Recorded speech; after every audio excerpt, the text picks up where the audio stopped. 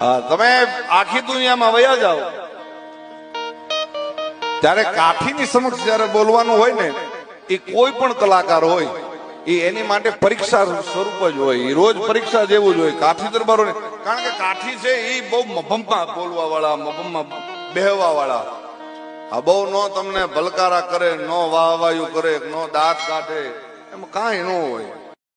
એમને મોજ ખૂબ આવતી હોય પણ બહાર ન કળાવા દે. એ બહાર દેખાડવાય ન દે. એને કાલ ચડ્યો હોય, ક્રોધ ચડ્યો હોય તોય ન દેખાવા દે, અને ખૂબ ખુશ હોય તોય ન દેખાવા દે. પણ કર્નલ ટોડ લખે છે